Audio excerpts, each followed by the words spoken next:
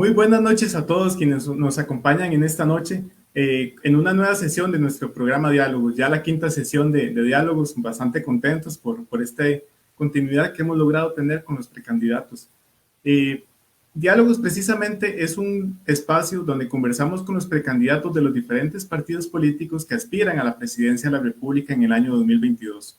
Mi nombre es Roberto Mesén, soy editor del Rumbo Económico y nuevamente les doy la bienvenida a este programa.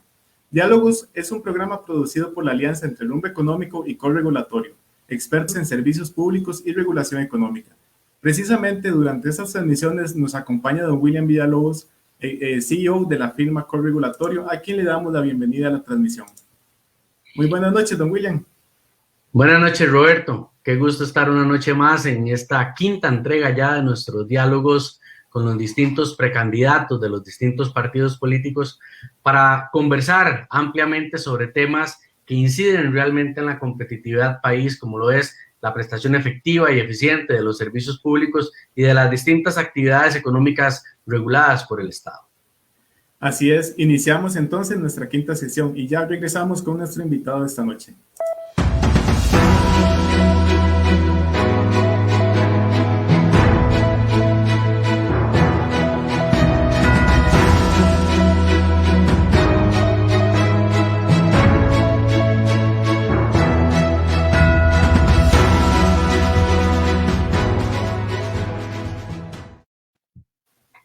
Bueno, como les comentaba, muy contentos de poder contar con nuestro quinto invitado, nuestro quinto precandidato, para conversar con él sobre estos temas tan relevantes. Y le damos la bienvenida a la transmisión a don Welmer Ramos, precandidato del Partido Acción Ciudadana. Muy buenas noches, don Welmer, ¿cómo se encuentra?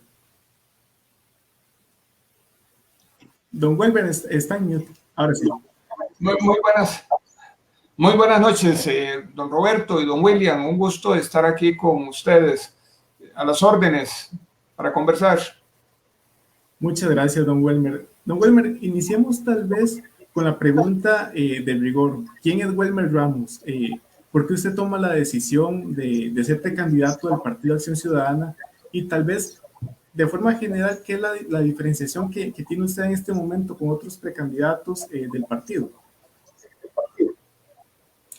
Bueno, yo soy el menor de 8 hermanos de una familia que crecí en las faldas del Miravalles, allá en Guanacaste, una familia que se dedicaba a pequeñas labores agrícolas. Y tuve la virtud de que encontré y nací en un país de oportunidades, y entonces pudimos estudiar y pudimos salir. El pueblito tiene hasta un nombre muy típico que se llama Huipilapa, que creo que es un nombre náhuatl.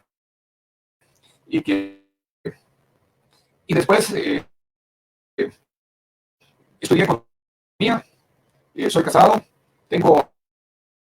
he sido profesor universitario y también he trabajado en el Banco Central durante mucho tiempo. He sido asesor legislativo, fui ministro de Economía y ahora estoy como diputado. Usted me pregunta, don Roberto, ¿qué me diferencia de otros candidatos? Bueno, yo no estoy aspirando en esto por vanidad ni porque tengo aspiraciones de una presidencia, sino por un compromiso de llevar adelante una propuesta económica bien clara para reactivar esta economía, para hacer de Costa Rica un país de oportunidades de nuevo, porque creo que hemos ido perdiendo esto a través del tiempo, y volver a cimentar esta sociedad sobre un crecimiento que beneficie a todos por igual, que independientemente de dónde nazca un niño, si en un hogar pobre o en un hogar pudiente, tenga las mismas oportunidades para mejorar su vida a través del trabajo, a través del esfuerzo. Y eso es lo que ha diferenciado a Costa Rica de los países centroamericanos o de otros países latinoamericanos, que es un país de oportunidades, y eso tenemos que conservar. El modelo actual es un modelo que ha venido concentrando la riqueza, generando mucho desempleo con una pobreza que no hemos podido abatir por allá del 20% y que ahora en la pandemia seguro que está en el 30%, y sobre todo con un problema de que está ocasionando un déficit fiscal muy grande que pone en peligro los programas sociales que tiene este país para socorrer a los que les está yendo mal. Y este modelo se basa en una actitud poco solidaria de todos los actores, pero principalmente de los que les va mejor. Y entonces esto hay que enmendarlo. Dentro del sistema hay que enmendarlo para que Costa Rica vuelva a ser ese país de oportunidades que vivimos los que ya tenemos un poco más de edad. Don Welmer, siguiendo sobre esa línea de su planteamiento, por lo menos en nuestra visión, no cabe duda de que la efectiva y eficiente prestación de los servicios públicos en un país pues juegan un papel preponderante en la dinámica de la economía de los países y del buen vivir de las poblaciones. ¿Cómo visualiza usted, en su experiencia, la situación actual de los servicios públicos y hacia dónde se reconducirían en una eventual administración de don Welmer Ramos? Bueno, yo celebro el nivel de servicios públicos que nosotros tenemos. Es bueno. Y le voy a decir por qué yo considero que son buenos. Porque tenemos un país electrificado prácticamente todo. Porque los costos de esa electricidad son los mismos. Allá en los lugares donde de otras maneras dejaría pérdidas, ahí hay electricidad y a precios accesibles. Porque tenemos ese sistema solidario, nos permite balancear de que donde se pierde se financia con otros lugares donde se gana, de que lo hemos visto como una herramienta de movilidad social y de buen vivir para la inclusión de todos. Por ejemplo, tenemos el acceso a telecomunicaciones con un modelo muy similar que nos está fallando porque no están trabajando algunos entes con la celeridad que queremos, pero se ha hecho bien. Si vamos a servicios públicos como el agua, yo celebro toda la red de asadas y de acueductos que tiene este país, porque si algo nos permite tener salud es tener agua potable prácticamente en todos los hogares. Eso hay que celebrarlo. Hay partes todavía del país que hay que mejorar esto, pero que se ha visto también como un servicio no de lucro, como han pasado en algunos países, donde se queda gran parte de la población excluida por el lucro que pretenden introducir algunos, sino como un derecho humano. Cuando vemos el transporte público, me parece que es bueno. Tenemos nosotros un transporte público en el país generado por empresas privadas, pero con objetivos claramente definidos y regulados por un Estado. En fin, hay tantos servicios públicos acá que yo celebro. ¿Que hay que mejorar? Sí hay que mejorar cosas. Y que hay que buscar eficiencia, sí hay que buscar eficiencia. Pero desde la perspectiva de los servicios públicos puedo decir eso, que se han enfocado con objetivos sociales más que con objetivos de lucro. Don Welmer, en ese sentido, usted mencionaba al inicio de su respuesta la parte de electricidad, que la tenemos, gracias a Dios. Sin embargo, en muchos casos, el alto costo de la electricidad ha sido un factor que los empresarios, pues, critican bastante, porque eso, según menciona, le resta mucha competitividad a la parte productiva del país, que es vital para poder sacar al país adelante. Igualmente, las personas, los ciudadanos, vemos alzas en los recibos eléctricos que también afectan los bolsillos de cada uno de ellos. Don Enrique Egloff, me parece que la semana anterior, por ejemplo, en un congreso que tuvo la Cámara de Industrias, ellos mencionaban que en este momento ellos sentían que el sector eléctrico estaba en emergencia y que había sido abandonado por el gobierno. ¿Cómo ve usted el tema eléctrico actualmente en el país? ¿Y qué alternativas considera usted para reducir estos altos costos que mencionan los empresarios y muchos ciudadanos del país? Vamos a ver. ¿Cuánto representa el costo de la electricidad de los costos totales del sistema productivo? debe andar por ahí de un 6, un 7%. ¿Verdad? Entonces, que tiene un poco de sobreprecio en Costa Rica, sí es cierto, pero ¿cómo se genera la electricidad en Costa Rica, en un país que apostó por sostener el ambiente, por ser un país carbono neutral y demás? Entonces hay que tomarlo en cuenta. Es un país que está generando prácticamente toda la electricidad a través de fuentes renovables, que no lo están haciendo otros países. Esto es una responsabilidad que este país ha apuntado con el ambiente y eso hay que tomarlo en cuenta.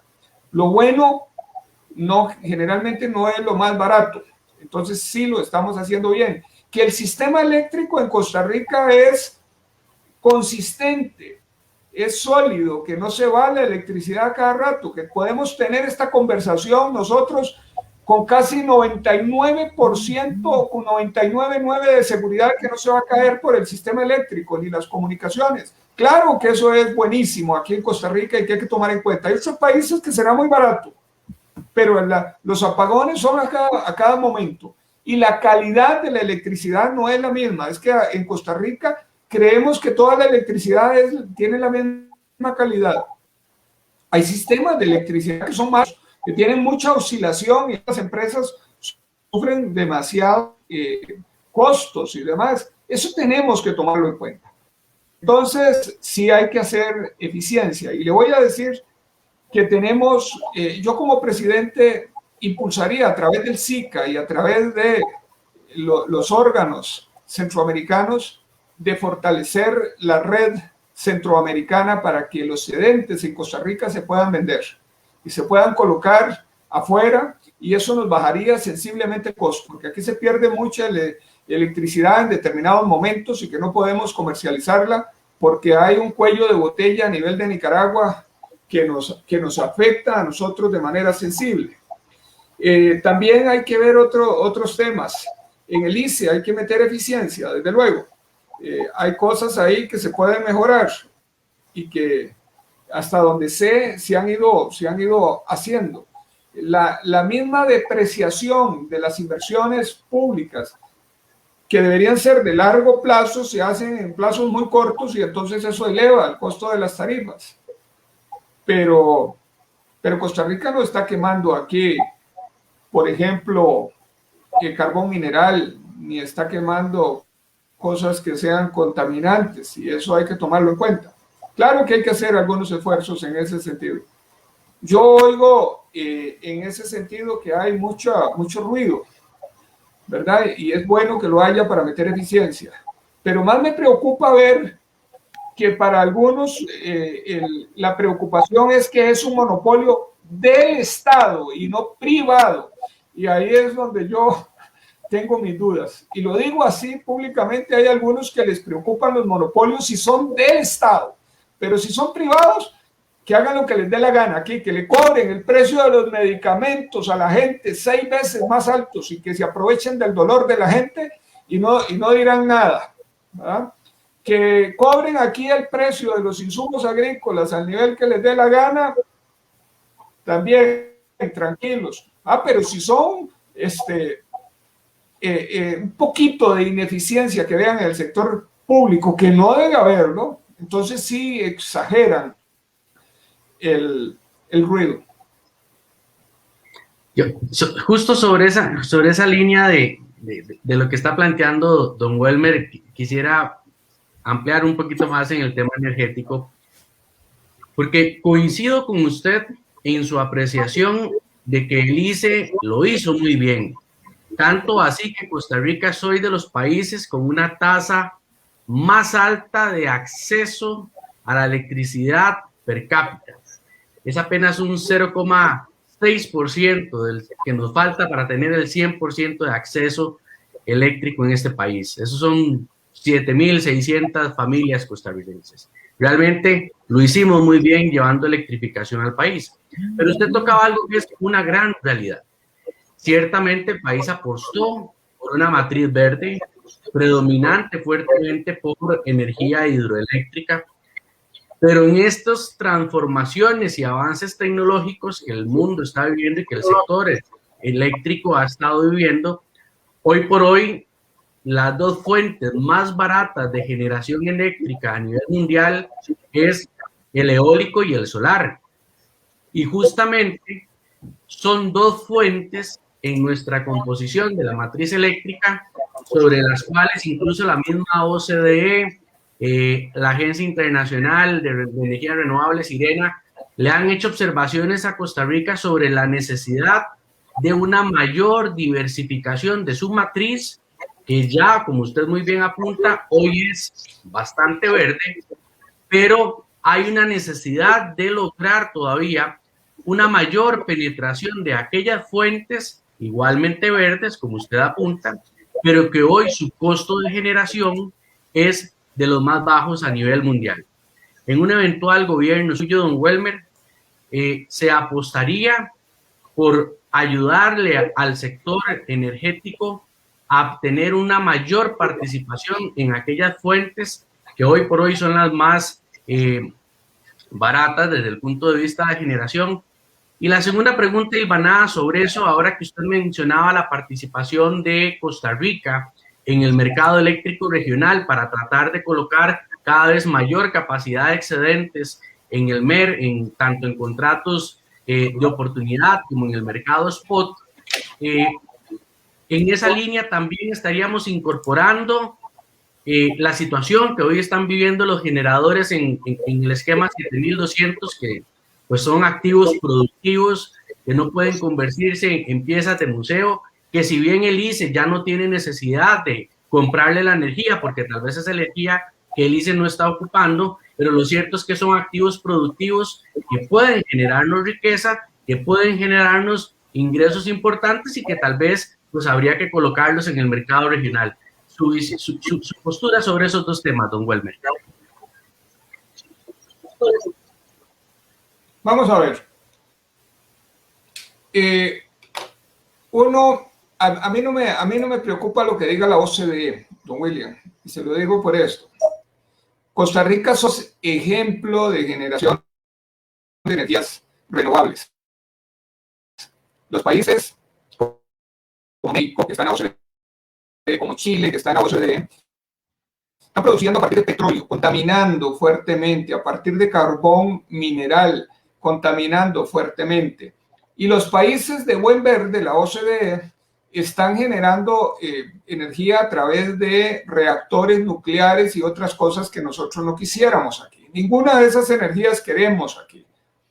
Aquí nosotros más bien somos ejemplo, en lugar de que más bien nos tienen que venir a copiar, en lugar de nosotros copiar lo que están haciendo otros. En ese sentido, no estoy hablando solo en el tema de la eficiencia, estoy diciendo de la matriz energética.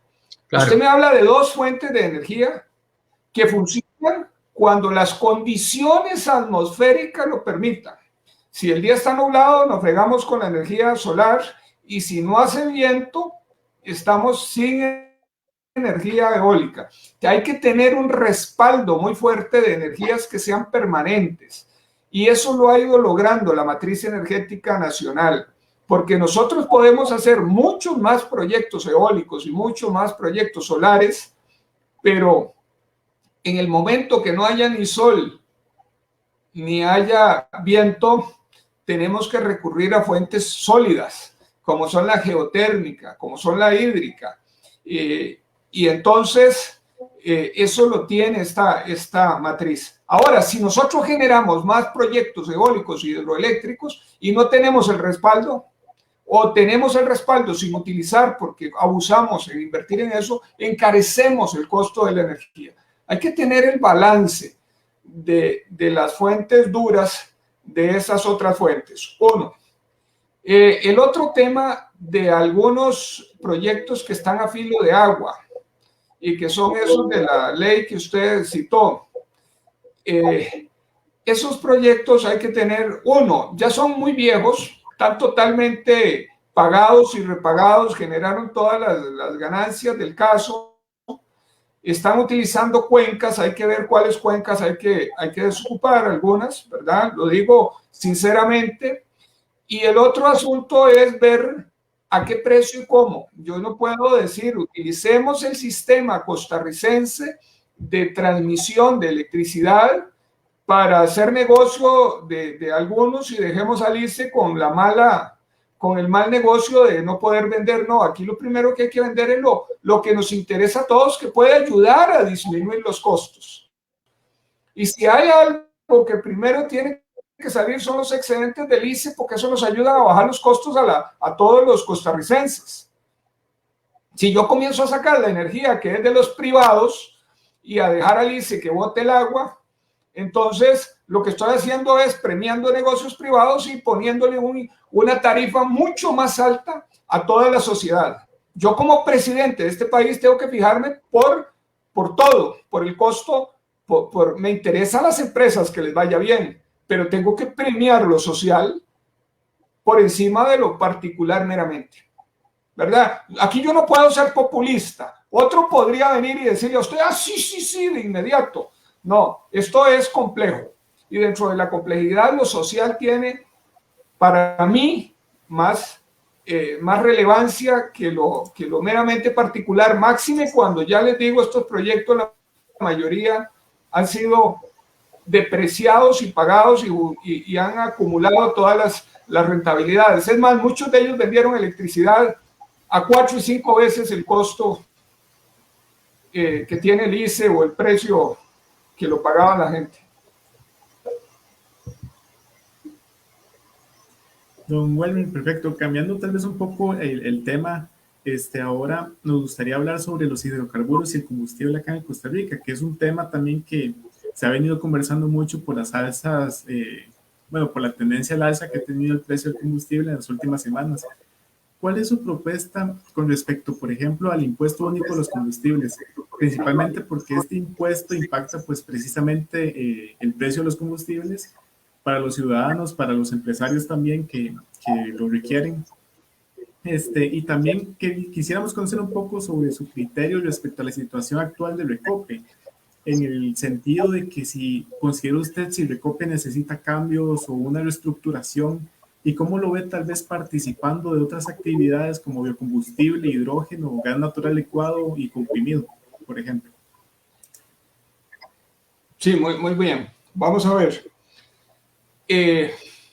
Cuando uno va a ver combustibles, no son combustibles nada más. Combustibles tienen calidades distintas.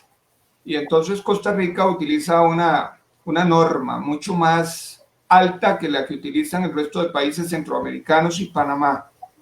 Y eso hay que decirlo, hay que ponerlo claro. Y entonces nosotros usamos combustibles con menos plomo y con menos azufre que lo que tienen otros países. Si nosotros, para abaratar el precio de los combustibles, importáramos combustibles con más plomo y más azufre, afectaríamos el sistema respiratorio de los costarricenses, de verdad. Y lo que economizamos en combustible los vamos a gastar en hospitales atendiendo asmáticos y atendiendo a gente con enfermedades crónicas de ese tipo. Yo creo que en ese sentido sí tenemos que diferenciar un poquito los combustibles que consumimos. Dicho eso, aquí tienen que ser un poquito más caros. Lo otro es que dijimos vamos a utilizar los impuestos a los combustibles para financiar la red vial. Y pusimos unos impuestos que ahora los desligamos del precio, porque antes eran porcentuales y eso sí que era un problema, ¿verdad? Bueno, los desligamos del precio y nos provocan una fuente de financiación para tener buenas carreteras, que las estamos viendo bien. Yo estoy muy contento con las vías que estoy viendo en Costa Rica. Dicho esto, cuando vamos a analizar las diferencias de precios entre Costa Rica y otros países, en que no hay impuestos como tan altos como los que hay en Costa Rica, uno se encuentra sorpresas. Ojo, que la competencia no explica el precio de los combustibles tan alto que pagan otros países que sí tienen empresas y que no tienen impuestos. Me explico. A pesar de que en Costa Rica tenemos muchos impuestos en los combustibles, las diferencias de precio no son tan grandes con los demás países. Entonces, ahí yo sí le digo, No puedo tampoco ser populista y decir, vamos a quitar el impuesto a los combustibles y vamos a dejar desfinanciadas a las municipalidades para que hagan sus caminos vecinales y vamos a dejar desfinanciado al MOP. Tenemos que buscar una fuente alterna y las tengo, ¿verdad?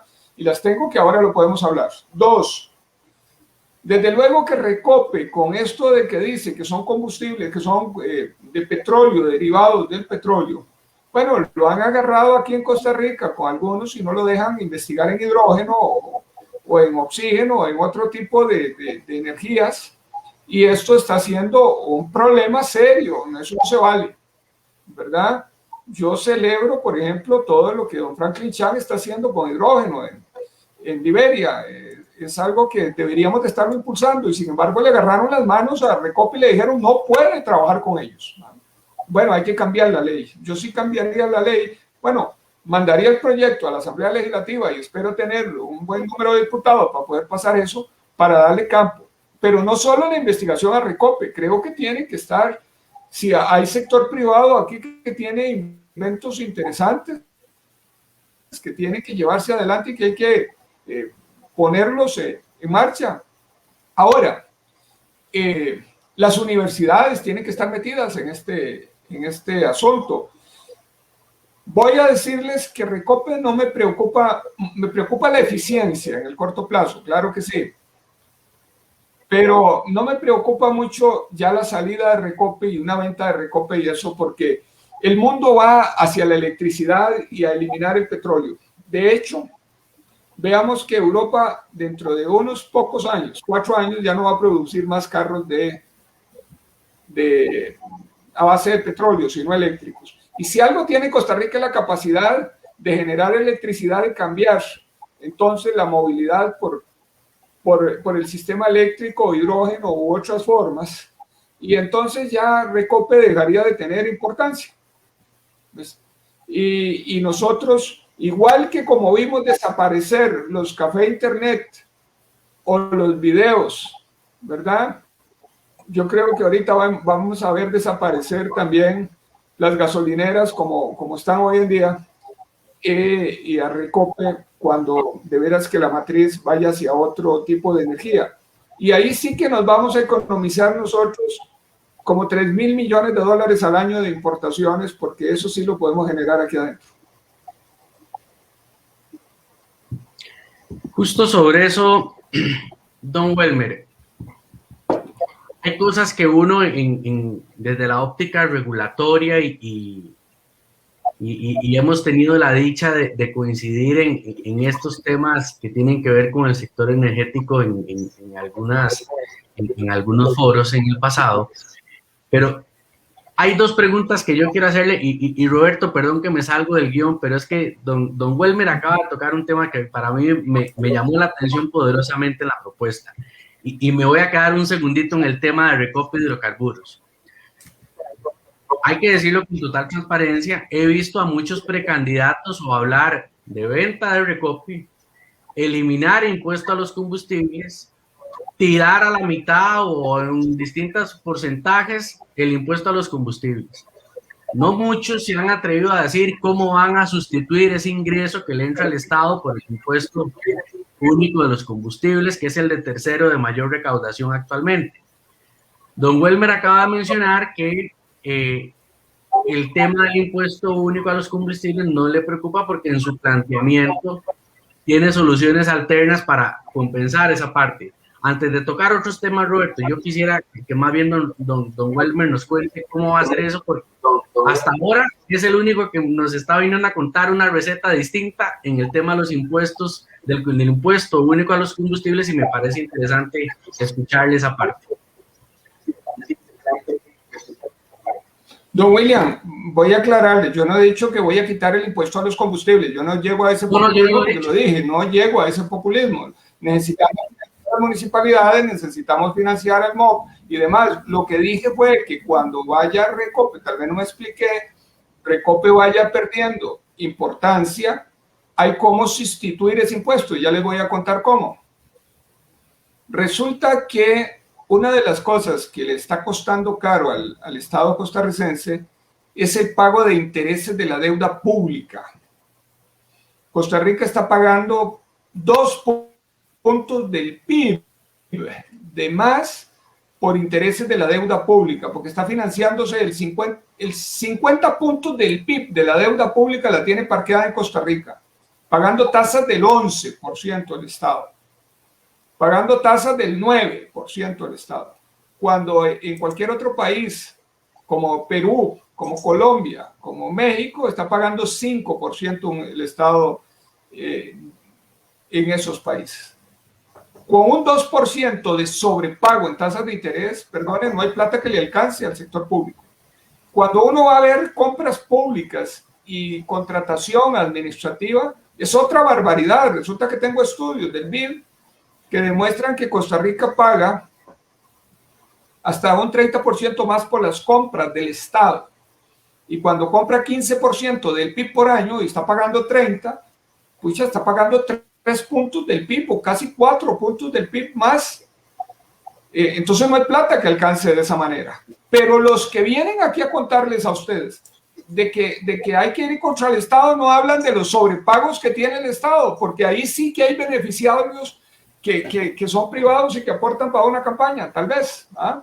Y entonces no dicen ese tipo de cosas. Aquí no dicen, por ejemplo, que esta economía no se reactiva porque es carísima para vivir. Y carísima, pero no es por culpa del Estado, es por culpa de los monopolios que hay aquí en el ente privado. Vaya, vean cuánto cuesta un medicamento en Costa Rica comparado con Europa. Cuesta 3, 4 y hasta 6 veces más. Vayan, vean ustedes cuánto cuesta aquí los insumos de construcción, que no tienen impuestos. Y estamos pagando una exageración de más. Vayan, vean ustedes cuánto le cuestan los insumos agrícolas a la gente. O cuánto es la tasa de interés que le cobran por una vivienda, para financiar una vivienda.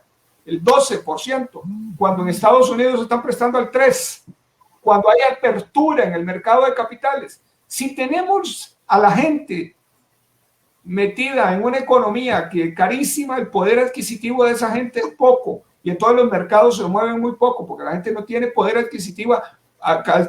Es más barato vivir en Praga, es más barato vivir en Lisboa que en Costa Rica, y tienen impuestos más altos ellos, y tienen salarios más altos ellos.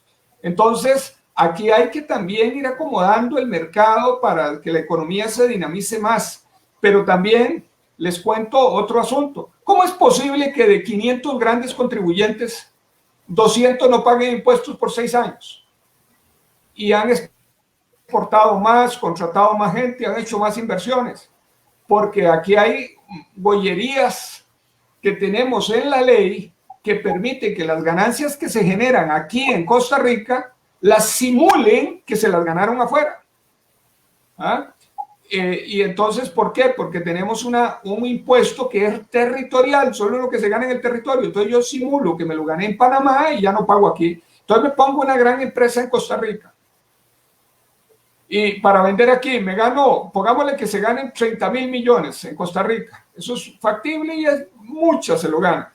Pero dice, no quiero pagar impuestos en Costa Rica. Ponen una en Panamá que compra los insumos y se los vende al doble a la tica. Y ya dejaron la ganancia en Panamá. Y aquí en Costa Rica metieron un montón de costos. Ponen todas las marcas y las recetas en Suiza. Y dicen, por royalty tengo que pagarle a una empresa suiza todo esto y le mandan el otro poco de ganancias. Y entonces, cuando Costa Rica no tiene renta mundial, ya pues entonces no capta nada. Entonces lo que les digo es, podemos disminuir costos del Estado, podemos mejorar en impuestos, pero no al pueblo. No al pueblo, es cobrarle a los evasores grandes. Aquí hay 4 empresas en el mundo que se dedican a asesorar empresas para que no paguen impuestos. ¿Qué es lo que está proponiendo Biden ahorita? Yellen, Kristalina Georgieva, están diciendo aquí hay grandes transnacionales que están evadiendo los impuestos y resulta que Google factura más en Barbados que en Europa o Estados Unidos. ¿Ah? Entonces eso no puede ser, ¿verdad? Por ejemplo. Entonces, aquí hay cómo mejorar las finanzas sin meterle más impuestos a la gente.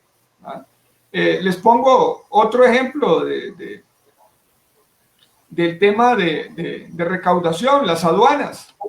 13.000 containers entraron a las zonas de nacionalización y ni se devolvieron ni entraron, se evaporaron. Entonces hay que mejorar la gestión aduanera, la gestión tributaria y hay que cerrar portillos. Y ahí nos podríamos nosotros ahorrar otro montón de plata. Y si a esta economía le metemos como lo he hecho yo, vean, ¿qué puedo predicar con el ejemplo en esto? Yo propuse la ley de usura, para que hubiera un tope a las tasas de interés. Y me enfrenté a los bancos, ahí, a la SUGEF, a la CONACYF, al Banco Central, a todos ellos contra todos. Y se los gané. ¿Y saben cuánto se ahorran los costarricenses por la ley de usura? Se ahorran 2,5 puntos del PIB por año. Se vino la pandemia, pero eso se iba a notar. Usted sabe que había gente aquí pagando 120% anual, pagaban 10% mensual de intereses. Y eso significaba que una persona con una deuda de 10 millones pagaba 12 millones de intereses sin abonar una peseta. Entonces, les pasé la ley de usura y ahí va la tasa de interés para abajo, ¿verdad? Habían 4 millones pagando un 30% de sobretasa del promedio que yo la puse. Si ustedes multiplican 4 por 3, se les da 1.200.000 de ahorro. La ley de datáfonos. ¿Quién se le había metido aquí a los datáfonos? ¿A dónde estaba? Eso encarecía el nivel de vida. Ahí está, vean el estudio del Banco Central. 12% le cobraban a algunas pymes por usar nada más el aparato, encareciéndole la vida a los costarricenses y demás. Vean la ley de quiebras. No tenía Costa Rica un cuerpo normativo para facilitar y reflotar empresas. Ahí pasé la ley de quiebras. La ley de la competencia, para meter competencia en este país, porque hay algunos tagarotes aquí que como tienen poder de mercado le pagan ruina a los proveedores y le cobran precios altísimos a los consumidores. Bueno, ahí está. Estas son las peleas que hay que dar, y cuando acomodamos la economía para que funcione eficientemente en lo público y en lo privado, entonces sí la plata le alcanza a la gente. Y si la plata le alcanza a la gente y tiene poder adquisitivo, entonces los mercados comienzan a reactivarse. Y si las empresas venden mucho, van a contratar muchos empleados y van a contratar muchos insumos. Y ese es el círculo virtuoso de generar la empresariedad. Pero hay que quitar todas esas trabas que están hoy acumulando riqueza, generando aquí sobreprecios a la gente, y entonces generan pobreza y generan exclusión de muchos. Por ahí vamos. Don Welmer, anteriormente le estuve escuchando, haciendo referencia a la gente, al modelo solidario, y le he venido escuchando un discurso con un raigambre social muy fuerte. A modo anecdótico, cuando yo decidí estudiar Derecho Regulatorio, siempre el primer área en la que me dediqué fue telecomunicaciones, y ya luego los años me llevaron también a energía. Justamente el tema telecomunicaciones es un tema que hoy me tiene preocupado como a muchos, porque, y aquí me pongo en mi sombrero de padre de familia, mis hijos hoy que tienen la bendición de estar en un sistema privado, pues no están perdiendo clases, ¿verdad? Porque tienen la bendición de tener conectividad en su hogar, ¿verdad? Pero cuando uno ve el sistema lectivo, el curso lectivo suspendido, porque tenemos un batallón de niños y niñas que no pueden recibir clases porque sencillamente no hay conectividad, porque tenemos 11 años de apertura del sector telecomunicaciones y seguimos teniendo una altísima brecha digital, un rezago importante desde el punto de vista de alfabetización digital. Tenemos unas frecuencias indispensables para el despliegue de las redes 5G acaparadas por el ICE, y el MISID no ha podido lograr una evolución de esas frecuencias del espectro radioeléctrico. Tenemos a una presidenta ejecutiva del ICE que nos dice que es que 5G solo sirve para los gamers y para ver Netflix y nada más. Y tenemos un nudo gordiano que no se afloja fácilmente entre el MISID, el Ministerio de Educación, el fideicomiso de Fonatel, con cada vez más recursos. Yo asesoro a algunos operadores de telecomunicaciones y todos los años pagan el canon de regulación y los programas de Fonatel van avanzando lentamente. En un gobierno suyo, don Welmer, ¿cómo atacaríamos de una vez por todas esta situación que hoy se nos vuelve más latente, que nos termina de explotar más en la cara, teniendo un curso lectivo suspendido, dejando a niños y niñas sin acceso a educación por esas brechas de conectividad? Mire, lo que está pasando con Fonatel es penoso, pero ahí no crea que tampoco la empresa privada ha sido muy eficiente. Ahí se le han dado proyectos que son penosos, ¿no?, de cómo los han desarrollado y el servicio que están dando en sectores, pero también la lentitud de llevar la infraestructura necesaria a las áreas de menor desarrollo es también pavorosamente mal gestionada. Entonces, ahí hay que hacer cambios, pero cambios de timón fuertes en lo que es la mejora en el acceso a la conectividad en todo el país, principalmente a las áreas de menor desarrollo. Pero se puso aquí en Costa Rica que era para las áreas en pobreza, cuando no nos interesa que sean en pobreza, es para todos ahí. Y el otro asunto es que la conectividad y la brecha digital no solo se soluciona con tener señal, como llamamos los que no somos duchos en esto, sino que también hay que tener el aparato.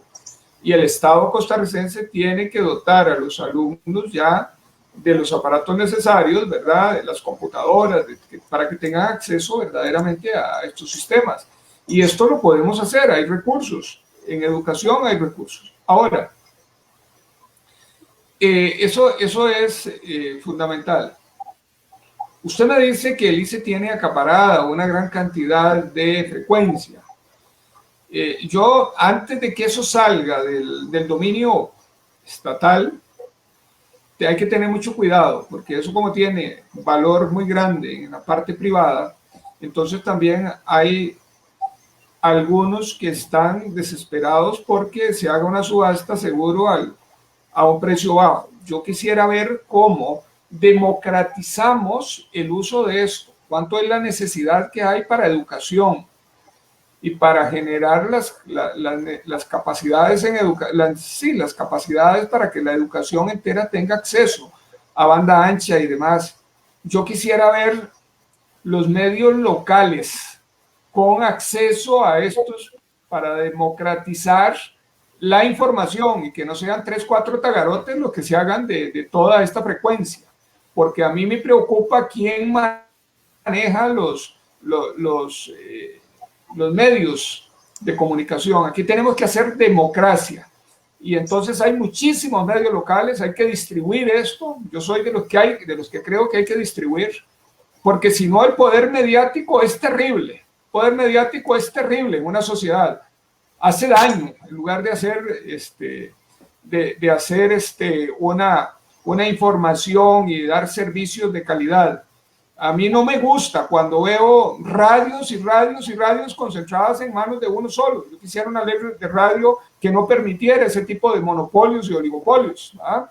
Cuando veo señales de televisión acaparadas por uno solo, todas las que pueda. No, yo creo que el mundo tiene que ser en este sentido también mucho más diverso, mucho más democrático, más que el poder económico también se haga el poder mediático, porque de ahí se acaba una democracia.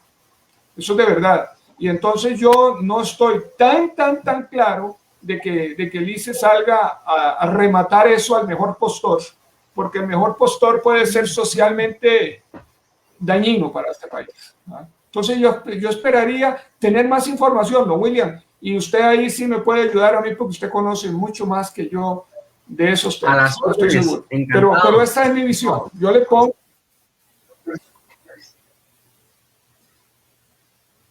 Don Welmer, a nivel de movilidad, también ese es un tema que preocupa mucho a la población, principalmente cuando vemos las grandes presas que se hacen en las zonas de la GAM. Bueno, ahora no tanto por el tema de la pandemia, porque se ha restringido un poco la movilidad de los vehículos, pero siempre hemos visto una gran cantidad de presas. ¿Cómo viene o cómo considera usted que se puede solucionar esto? Por ejemplo, se ha hablado mucho de la parte de sectorización de transporte público, la parte de pago electrónico, intermovilidad, entre otros temas, tren eléctrico, por ejemplo. Estos elementos pueden llegar a solucionar o a mejorar la movilidad de los ciudadanos en estas zonas donde vemos tanta cantidad de presas. ¿Cuál es su perspectiva sobre este tema?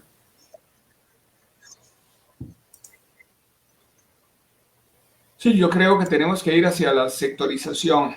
Tenemos un transporte público caótico en el área metropolitana. A mí me ilusiona ahora que se está desarrollando y mejorando el sistema de tren eléctrico, que pudiéramos diseñar un sistema mucho más fluidos y mucho menos caóticos. Aquí están entrando todos los buses de todas partes a San José, aunque vengan con 3 o 4 pasajeros, vienen a llenar las calles, a hacer contaminación y hacer lento el transporte público, menos eficiente. Yo estaba viendo el sistema que está proponiendo de pago el Banco Central y que está a punto de ponerlo ya en marcha. Un sistema de pago electrónico que es por contacto, que va a generar una serie de información de dónde se monta un pasajero, de dónde se baja, de cuántos se montaron, etcétera, a qué horas y demás, y que nos va a generar la información necesaria para poder hacer un sistema de transporte público más inteligente, más eficiente, y que creo que por ahí tenemos que ir, ¿verdad? Eso va a generar información, pero desde luego que todo lo que es sectorización por las grandes polos de población que tenemos en el sur, en el norte, en el este, el oeste, tenemos que hacerlo de manera distinta, utilizando también el sistema de un tren eléctrico eficiente.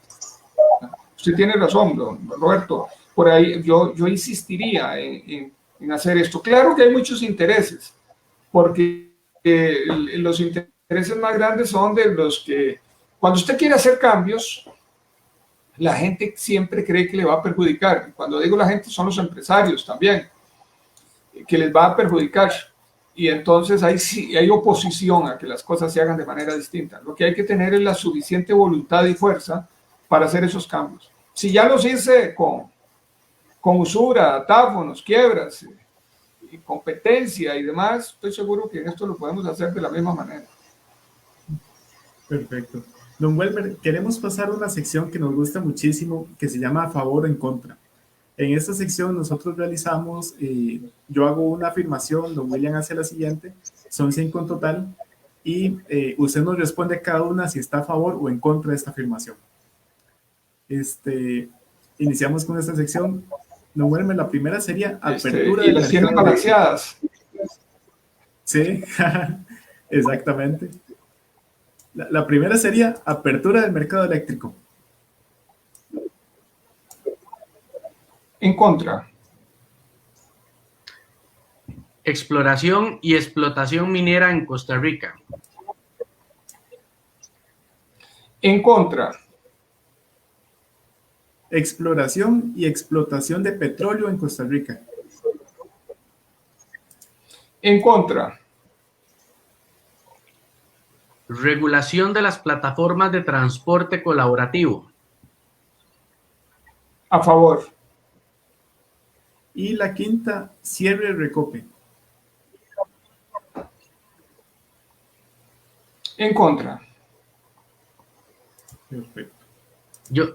Yo tenía nada más una última pregunta para don Welmer, un poco fuera de la línea de guión, pero realmente es que he disfrutado esta entrevista con don Welmer porque me ratifica el concepto que siempre he tenido de él en una forma muy respetuosa, en el sentido de que ha sido un diputado con mucha capacidad de crítica y autocrítica, incluso hacia lo interno, como diputado de la fracción del Partido de Acción Ciudadana. en esa posición que siempre se le ha visto a usted, don Welmer, incluso muchas veces crítico de las propias decisiones o posturas de gobierno, cuando vi el lanzamiento de su precandidatura, me surgió una pregunta y pues, esto es el espacio para hacérsela. ¿A qué ala representa el Welmer Ramos dentro de la estructura PAC?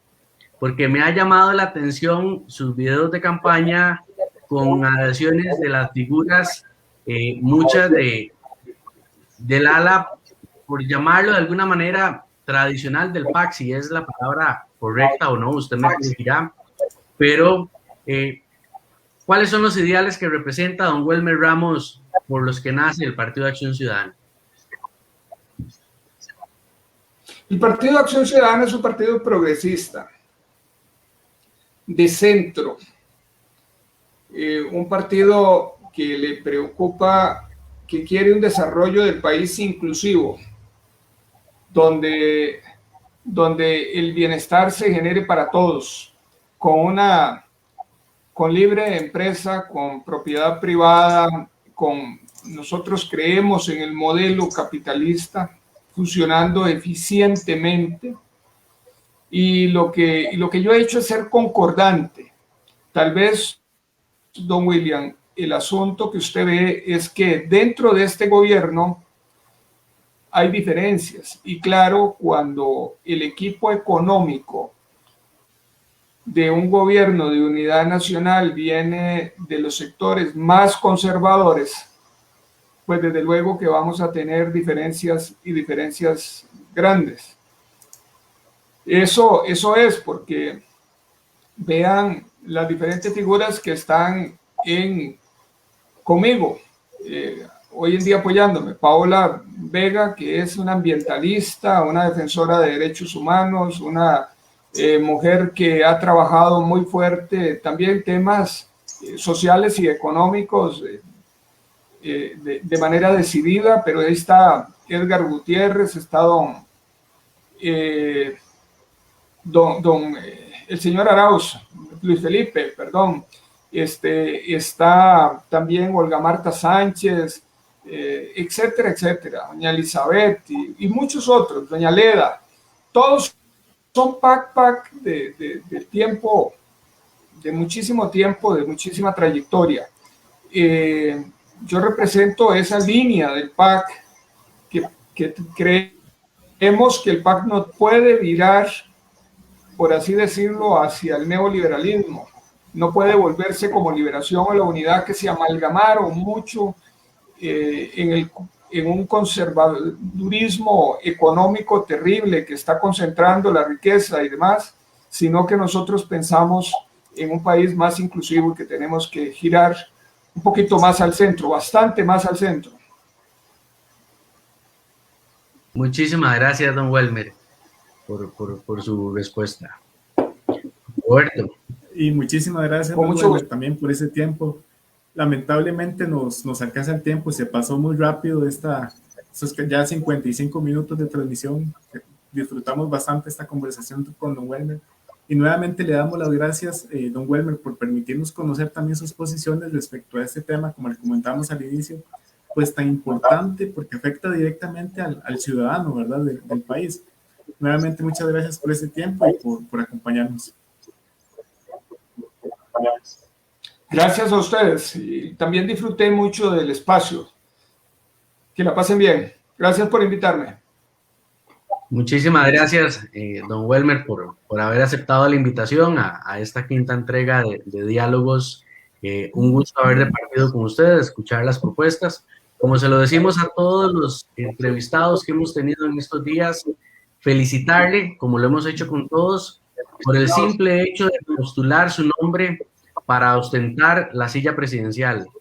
La sola decisión de postular el nombre merece un reconocimiento ciudadano importante, y es un ejercicio digno en tiempos en donde la democracia en muchos países vecinos cada vez está más amenazada.